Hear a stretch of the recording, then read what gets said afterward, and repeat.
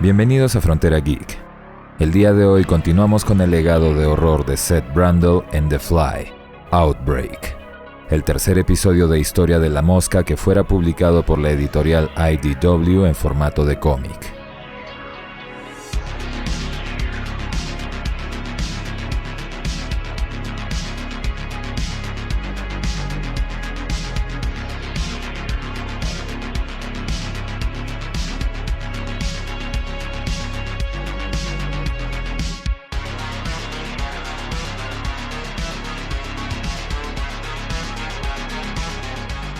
Antes de comenzar, enviamos un agradecimiento especial a nuestros Patreons y a los miembros del canal por su apoyo y fe en el proyecto de Frontera Geek. Muchas gracias, amigos.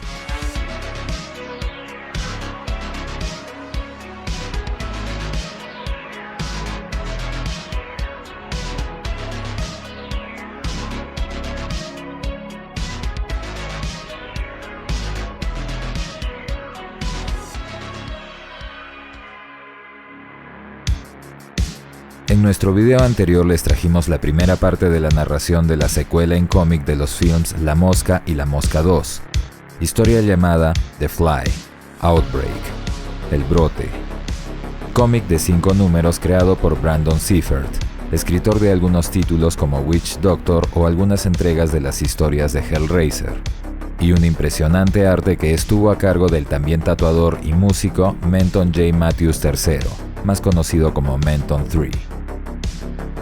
Tras los eventos del segundo film, Martin Brundle, el hijo de Seth Brundle, intenta revertir la mutación a la que fue sometido Anton Bartok, el hombre que alguna vez fue su figura paterna y que en realidad esperaba que Martin pasara por su transformación para estudiarlo.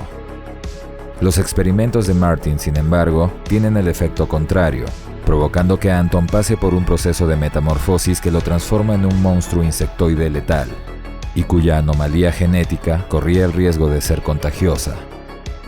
Tras un periodo de cuarentena, Martin descubre que sus peores temores se habían hecho realidad, cuando el aberrante legado de su padre rebasó los límites de su propia genética.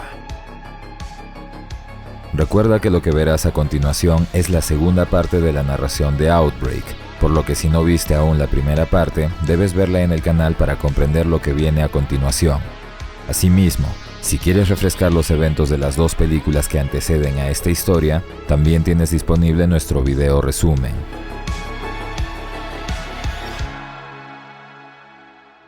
Episodio 3. Metamorfosis. Impotente, Martin observaba cómo sus esfuerzos de contención habían fallado. Los mutantes híbridos habían escapado, y a sus ojos, todo era su culpa. Sabía que fallaría. Había nacido para fallar. No tenía que verlo para saber quién estaba detrás de él. Era él mismo, el monstruo que de nuevo lo había alcanzado. Su vívida y aterradora pesadilla termina cuando una voz lo saca del trance. Era el día 27 de la cuarentena, y Noelani, ya recuperada, lo visita en su recámara de trabajo y se percata de que Martin ha abusado de los medicamentos para mantenerse despierto. Todos los que habían mostrado síntomas estaban bajo un tratamiento para reducir los efectos de la mutación. Noelani había logrado salir de los delirios, la impulsividad y la hipersexualidad, aunque la vergüenza por lo ocurrido persistía. Martin, por otro lado, parecía no darle importancia al asunto, disculpándose con ella por la electrizante manera en la que tuvo que contener su ataque.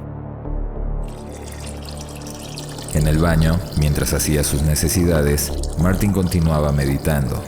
Sabía que detener la autorregulación de los genes anómalos detendría el progreso de la enfermedad, pero no la revertiría. El sonido de un lamento proveniente de uno de los inodoros corta su concentración. Martin reconoce la voz del oficial Ross y le pregunta si se encontraba bien, pero su avanzada mutación hacía evidente la razón de su pesadumbre. Las lágrimas de sus ojos y sus lentes eran lo único que aún lo hacía ver como un ser humano. Aún más presionado por lo que vio, Martin regresa a trabajar, pero con algunos problemas para concentrarse. Noelani vuelve a visitarlo para preguntar sobre el estado de Ross y nota que Martin estaba llorando, por lo que lo regaña refiriendo que incluso él necesitaba un poco de descanso y alimento. Ella lo toma de la mano y caminan hacia otro ambiente preguntándole cómo estaba sobrellevando la separación con Beth, a lo que él simplemente refiere que no estaba pensando en eso, solo podía concentrarse en su trabajo. Fuera del edificio, ambos eran observados bajo visión nocturna mientras él refería que sí extrañaba las cosas que hacía con ella. Martin no sospechaba que la mismísima Beth los estaba espiando desde la oscuridad. Continuaba caminando mientras relataba que lo que más extrañaba era verla feliz, como en sus recuerdos. El paseo con Noelani lo conduce al paradero del oficial Ross, quien, abrumado por su oscuro destino, había decidido acabar con su propia vida. Martin y el personal de seguridad observan su cuerpo, consternados por lo sucedido. Él recordaba cómo su padre había guardado una colección de sus propias partes corporales, cómo él mismo había extraído su ojo durante su transformación. La distorsionada visión del mundo en aquel entonces les permitió aislarse del horror que los rodeaba. Ellos tuvieron la suerte de no tener que vivirlo bajo los efectos de los medicamentos, tal como Ross lo había tenido que hacer. Ante sus palabras, uno de los guardias se exalta y lo cuestiona, preguntándole si es que estaba sugiriendo que a esas personas tan fuertes y capaces de caminar por los muros debían quitarles la medicación, aunque eso los llevara a ser psicóticos de nuevo. Martin obvia la pregunta y señala que quizás él estaba mejor así. Quizás todos ellos morirían. Los guardias asienten a su afirmación y lo toman en custodia nuevamente. Pasado el tiempo, Noelani también había desarrollado mutaciones físicas y clamaba que Martin encuentre la forma de ayudarlos. E igual que ella, todos los demás, quienes en actitud menos amigable, lo señalaban como el culpable de todo su sufrimiento. Martin refiere la cura mediante intercambio genético, pero Noelani sabía que eso requería el sacrificio de otros seres humanos, y nadie dona su cuerpo para experimentos locos. Lo que querían era que les dé la potestad de elegir sobre su propio futuro, terminar con su sufrimiento, rápido y sin dolor. Opción que Martin rechaza pese a sus reclamos y su aparente incapacidad para ayudarlos. De vuelta en su trabajo, Martin expone sus descubrimientos y avances. El problema del proceso de curación era que requería de un donante, de una segunda persona. El Dr. Mayweather sugiere buscar donantes de órganos, usar sus tejidos para intercambiar los genes de los que habían sido afectados. Pero Vervin, de manera agresiva, señala que era inviable. Había al menos 100,000 personas esperando por órganos antes que ellos. El furioso Vervin comienza a insultar a Martin y referir que no solo los telepods de su padre serían arrojados en el más profundo abismo de la tecnología jamás utilizada, sino que los Brundle mismos serían recordados como científicos locos que jugaron a ser Dios y deformaron a docenas de personas de maneras irrepetibles. Ante el mundo, ellos serían vistos como la prueba de que la ciencia podía ser peligrosa e incluso mala, cuando su real propósito era el de proteger a las personas de peligros como él. Había arruinado las vidas de tantas personas, pero no por estar haciendo ciencia, sino porque nunca supieron el significado de esa palabra. Ambos se retiran dejándolo solo, pero el discurso había terminado de derrumbar la poca entereza que le quedaba. Poco después, los pacientes habían desarrollado crisálidas y comenzado su proceso de metamorfosis final, por lo que Mayweather indica que era el momento de dar la orden. Comprendiendo lo que eso significaba, Martin les pide que lo reconsideren, que él aún estaba trabajando en la cura, pero el doctor rechaza su petición puesto que a sus ojos ya habían intentado todo lo que se podía tratar de hacer. Pronto cada uno de ellos cambiaría a su forma final, y solo Dios sabía qué tan aberrante sería el resultado. Serían demasiado peligrosos para seguir viviendo. En presencia de ellos, el primer mutante comienza a emerger de su capullo. Vervin rápidamente informa sobre la situación por radio, y es durante aquella distracción que Martin desaparece. Escondido, Martin se refugia en la bebida para ahogar sus penas mientras el personal de seguridad se comunicaba para coordinar posiciones defensivas. Por lo que escuchaba, Brundle sabía que los agentes habían optado por el plan de defensa Malathion, el uso de nitrógeno para provocar hipoxia en los híbridos, una muerte sin dolor, sin color, sin olor, nada que les advierta, solo la caída de los primeros. Martin observa el monitor y se disculpa con Noelani por no haber podido ayudarla, pero al menos tendría el final por el que antes había suplicado. Ella debió tener el derecho de elegir cómo morir, y aún lo tenía. A través de la radio, los agentes informan que las puertas del lugar estaban abiertas, las luces se apagaron y las puertas se abrieron. El problema provenía del generador. Ante una falla de corriente, las puertas se abrían automáticamente como medida de seguridad. Los híbridos se reúnen y se paran frente a los soldados mientras su líder informa la situación y pide autorización para proseguir con un protocolo específico. Y una vez recibida la confirmación, piden que Dios tenga piedad de sus almas y sobre todo de la de Brundle. En el exterior, Martin corre hacia las instalaciones para intentar evitar que asesinen a los pacientes. Pero el ver a uno de aquellos soldados siendo estrellado contra el suelo justo delante de él hace evidente que la situación era opuesta a lo que creía. El cuerpo había sido desprovisto de sus tejidos blandos.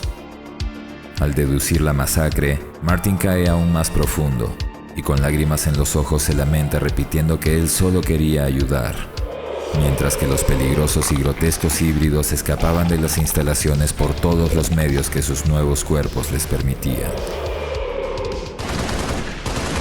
Al ver a otros soldados, Martin intenta detenerlos, hasta que una voz familiar pronuncia su nombre.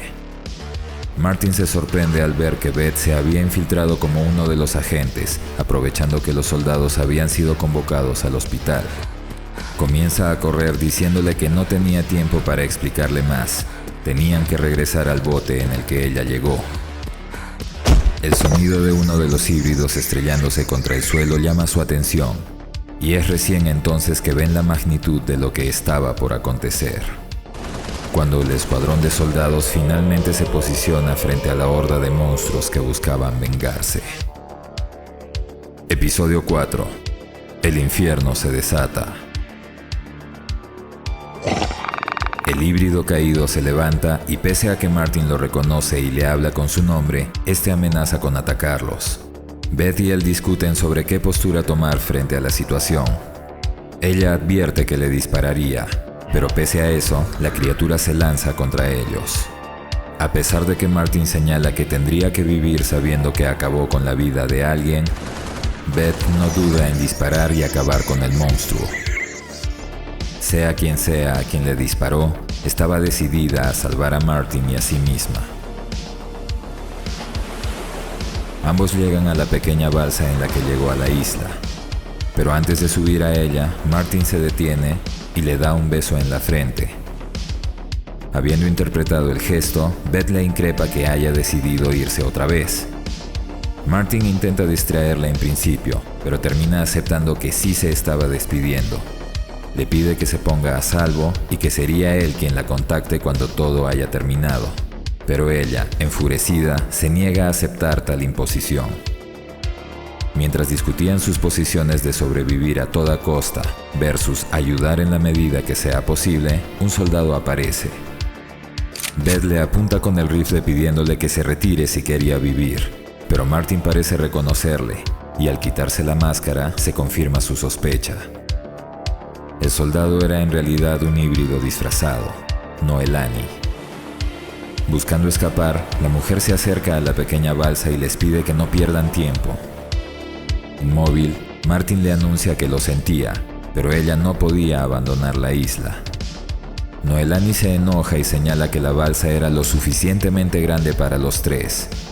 Sostiene que tenía familia en otro estado, pero Beth le hace ver que no tenía un futuro fuera de la isla. Los militares no se detendrían hasta haberla capturado. Peor aún, Martin le aclara que ella estaba infectada con un patógeno transgénico que podía transmitir a otros. En su estado no sería capaz de obtener medicación para evitar caer en la psicosis, Y peor aún, por su apariencia, su metamorfosis ni siquiera había alcanzado su estadio final. En su condición, no podía irse de aquel lugar. Entonces Noelani pierde la paciencia y, apuntándoles con su arma, le exige a Martin que la cure. Bajo la amenaza del rifle los lleva hasta el laboratorio de Martin, con los telepods. Y pese a que ambos intentaban hacerle entender que lo mejor era que se entregara, Noelani insiste en que si Martin no arreglaba su problema, ella usaría el arma contra ellos. Ante su negativa, usa sus enzimas digestivas para amenazarlos con infligirles dolor. Pero Martin lo soporta sin dar su brazo a torcer. Mientras Noelani y él discutían sobre la imposibilidad de curarla sin sacrificar a otra persona, Beth se prepara para atacar con su cuchillo. Se acerca sigilosamente por detrás de ella, pero el híbrido es más rápido, evita el ataque y domina a Beth. Ante el evidente riesgo para ella, Martin amenaza a Noelani, pero esta se burla de la supuesta importancia de la mujer frente al cómo la ignoró durante años ocupado por curar a Bartok y el cómo la terminó de sacar de su vida cuando decidió enfocarse en revertir las mutaciones. Y es así que, sin más argumentos, Martin toma una decisión cuestionable: iniciar el proceso de teletransportación. Martin sube a uno de los telepods mientras que Noelani sube al otro. Beth atestigua el evento en silencio, sin apoyar ni objetar. Una vez terminado el proceso, Beth se asoma en la cápsula de Noelani donde una masa aforma se dejaba notar. Al parecer, el procedimiento había fracasado. Pero tal como Martin en su momento, Noelani surge de entre una masa amorfa de biomateria. Tras liberarse, la sonriente Noelani anuncia que el procedimiento había sido exitoso. Es entonces que Beth se enfoca en el otro extremo, Martin. Se asoma a la ventana de su telepod y la visión que tiene la asusta tremendamente. Toma a Noelani de la mano y le dice que tenían que salir de ahí, rápido. Ella duda que salir al campo de batalla entre los híbridos y los soldados sea seguro, pero Beth le hace ver que el verdadero peligro ahora era Martin. Él no estuvo usando antipsicóticos. El monstruo de sus pesadillas había regresado. Episodio 5. El libro de las revelaciones. El monstruoso Martin Fly alcanza a las mujeres y se enfoca en Noelani, la causante de su reciente transformación, amenazándola con desmembramiento, huesos rotos, destripamiento. La sujeta de los pies y acercando su enorme cabeza sugiere que quizás también podría digerirla. Mientras el monstruo atormentaba a Noelani, Beth grita a su favor pidiendo a Martin que se detenga. Al oírla, este deja caer a la mujer, solo para volver a sujetarla del brazo y continuar con su tortura psicológica. En presencia de la mujer, el resentimiento de Martin Fly se acrecenta con cada segundo. Y entonces hace uso de las alas que había desarrollado para alzarla en vuelo. El monstruo asciende en dirección del techo de vidrio del laboratorio y lo atraviesa con un fuerte golpe. Noelani intenta razonar con él señalando que él siempre había querido ayudar, pero el híbrido parecía no escuchar sus palabras. En el campo de batalla, los otros monstruos continuaban asesinando personas, monstruos que surgieron a partir de sus actos. Mayweather y Barvin supervisaban la operación de defensa, pero el doctor es asesinado por los híbridos. De regreso en el laboratorio, Beth queda completamente sorprendida al ver llegar a Noelani, sana y salva. Le entrega un rifle de asalto anunciando que Martin Fly eventualmente regresaría por ellas. Noelani le explica qué tan mortíferos pueden ser los híbridos a partir de su propia experiencia personal, pero Beth la interrumpe señalando que ella iba a salvar a Martin, no asesinarlo. En el campo, los soldados eran incapaces de contener a los monstruos, hasta que es el mismo Martin quien aparece y comienza a aniquilar a los híbridos. Tras alzar vuelo, en las instalaciones, una luz llama su atención. Estando a punto de ser asesinado por uno de los monstruos, Barvin es salvado cuando Martin atraviesa la ventana y a su atacante al mismo tiempo. El mayor siente cierto alivio al ver que era Martin quien lo había salvado, aunque es al preguntarle por qué estaba transformado en un monstruo que su preocupación regresa, cuando él le confesa que el instinto salvaje del insecto estaba dominándolo. Las enzimas digestivas comienzan a emerger de su hocico y el destino de Burbin queda sellado. En el laboratorio, Noelani intenta convencer a Beth de que Martin ya no podía ser salvado. Había abrazado el terror y no buscaría curarse de nuevo, además de que nadie se ofrecería voluntariamente para donarle sus genes humanos. Beth señala que Martin hizo ese sacrificio por ella, y aunque no lo niega, Noelani insiste en que Martin había perdido el control. Era el monstruo quien gobernaba su cuerpo ahora.